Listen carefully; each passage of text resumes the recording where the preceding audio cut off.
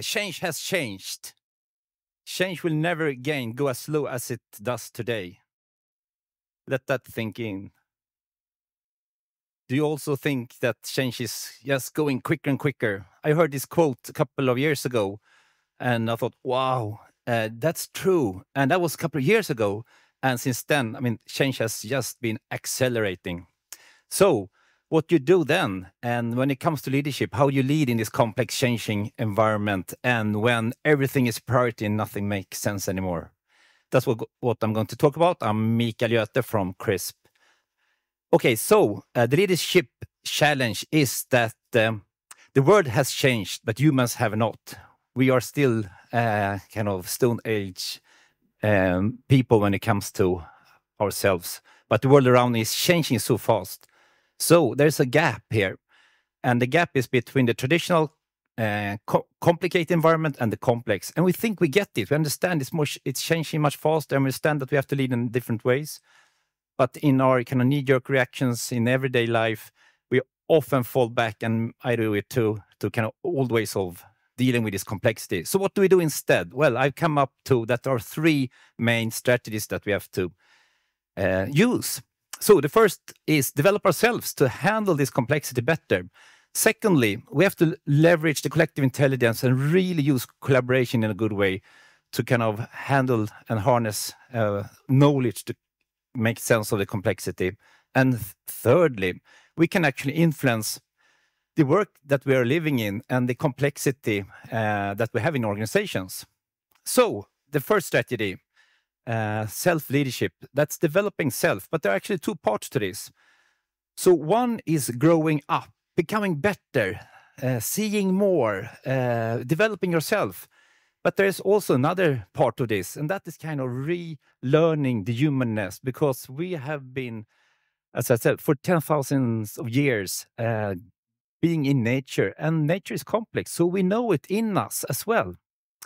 So the first part is growing up, and we have to kind of think in new ways. We have to be able to see systems, for example, see more complex things. So this is about another way of learning. It's about developing, becoming better. It's not just horizontal, adding more skills. So like Robert Keegan, who kind of show this difference of skills. So just adding more technical skills, that's really useful, but it doesn't really help us to handle complexity. To handle complexity, it's not about filling your cup, but it's expanding your cup. You have so that you can see more, take in more, understand more. So those are two parts of developments and two parts of skills that you need to develop. What are some of these skills that you need in this more complex environment?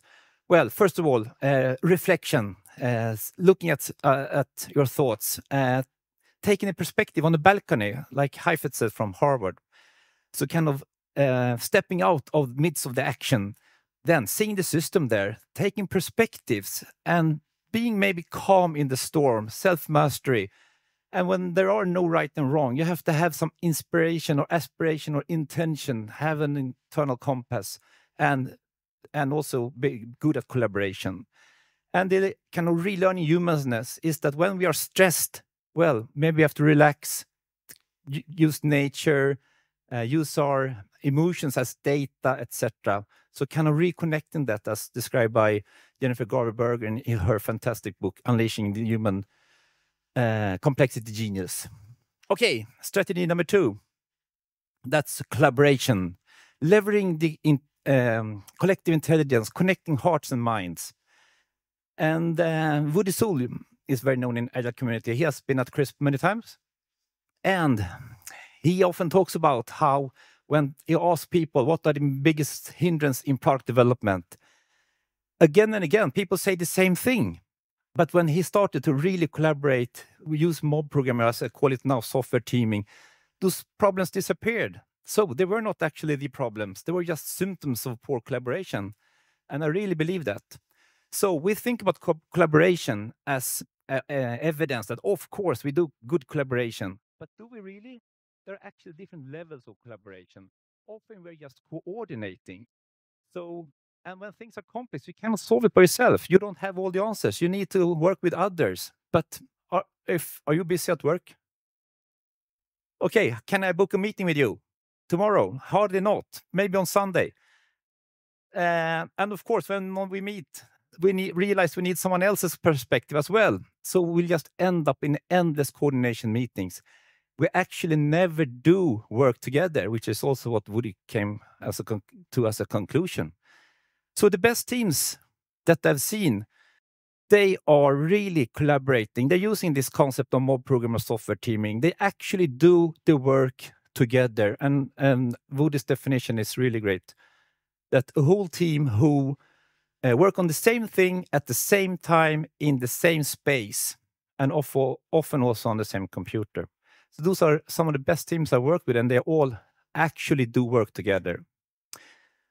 Okay, so we talked about what you can do on individual level, on team level. What about organizational level? So here's about releasing complexity. And it's not really reducing complexity, because then we might lose things. You can think of a knot, and if you untangle the knot, you haven't destroyed it, you've just made it less complex, right? You release complexity. If we cut it up, we have maybe reduced complexity, but now it's not the same. Yves Morier at the Boston Consulting Group, they discovered that in the last 60 years, the complexity in the environment where they work has increased 6 times. But what did the companies do? Yeah, they try to control the complexity, and by that they added 35 times of internal complicatedness in the organizations, trying to manage the complexity. We need to do the opposite. And if you compare it to cities, the above curve there is showing that when cities grow or cities double, the productivity per person goes up with 15%. But in an organization, when it grows, typically the productivity goes down. So this is the problem when we add complexity. And if I do like a mapping of how people work, it's endless of processes and endless of handovers. And if you've done a big room planning, you see there are endless of dependencies. And this is Craig Lorman. He has been at CRISP many times as well. And he has this agile theater. The first time I saw it was really funny. He was explaining how you introduce agile by adding new roles to the existing organization. I was kind of laughing. That was funny, I thought. But then in the break, everyone, oh, that's us. That's us. That's how we've done it. I don't know if anyone recognizes this still.